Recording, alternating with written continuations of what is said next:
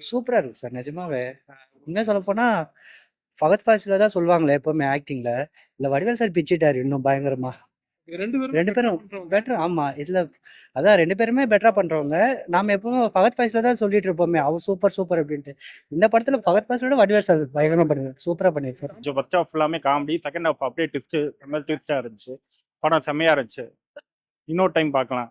நல்லா இருந்துச்சு. 2 பேரோட ஆக்டிங் பெர்ஃபார்மன்ஸும், காமெடி பெர்ஃபார்மன்ஸும் எல்லாமே நல்லா இருந்துச்சு. மூவி பயங்கரமா இருந்துச்சு, நல்லா இருந்துச்சு. தெரிஞ்சு நான் 2 பேரை கம்பேர் பண்ணப்போ வடிவேல் வந்து ரொம்ப நல்லா பண்ணியிருக்காரு. ஏன்னா இவ்வளோ நாள் வடிவேல் வந்து காமெடியாக தான் ஃபுல் படமும் பார்த்துருக்கோம்.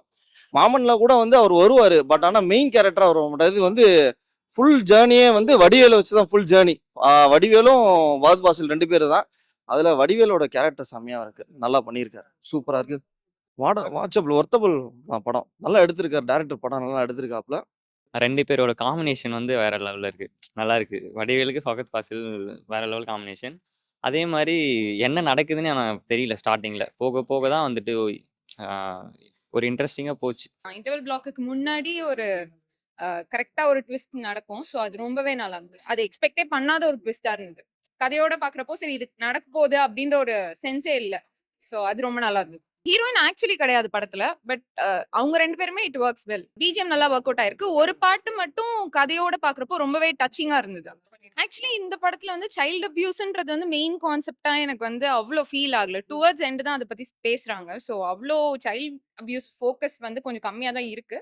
பட் அகைன் அவங்க கன்வே பண்ண நினைச்சது வந்து நல்லா கன்வே பண்ணிருக்காங்க. ஒரு கதை எடுத்துட்ட கதை வந்து கொஞ்சம் ஆல்ரெடி நம்ம நிறைய படத்துல பார்த்தாலும் டெலிவர் பண்ண விதம் அந்த ஸ்க்ரீன் பிளே நல்லாவே சூப்பராக பண்ணியிருந்தாங்க. ஃபகத் ஃபாசிலா இருக்கட்டும், வடிவேல் சாரா இருக்கட்டும், 2 பேருமே வந்து நல்ல ஒரு பர்ஃபார்மன்ஸ் ஓரியன்டட் ஆக்டர் நம்மளுக்கு தெரியும்.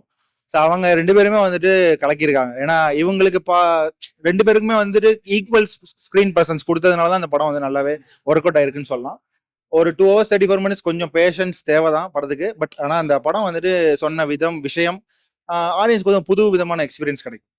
ஏன்னா இந்த கதைக்கு வந்து எதுவுமே தேவைப்படல. இப்போ நீங்க கைதி மாதிரி படம் எடுத்துட்டீங்கன்னா அதுலயும் வந்து ஹீரோயின் கிடையாது, சாங்ஸ் கிடையாது. பட் அதை வந்து ஏன்னா அந்த கதைக்கு தேவைப்படல. அதே மாதிரி தான் இதுவும். இவங்க 2 பேரோட பர்ஃபார்மன்ஸ் இந்த கதையை வந்து நல்லாவே நகர்த்திட்டு போதான் சொல்லுவோம். நீங்க ஃபகத் ஃபாசிலோட கேரக்டர் எடுத்துக்கிட்டீங்கன்னா வேட்டையன் படத்துல அவரோட பேட்டரி கேரக்டர் பண்ணியிருப்பாரு. அதோட எக்ஸ்டென்ஷன் மாதிரி தான் இந்த படத்துல தெரியும். வடிவேல் சார் சொல்லவே தேவையில்ல, அவரை வந்து எமோஷன் வந்துட்டாலும் அவர் வேற மாதிரி கொண்டு போயிடுவாரு. 2 பேருமே பயங்கரமா கலக்கியிருக்காங்க.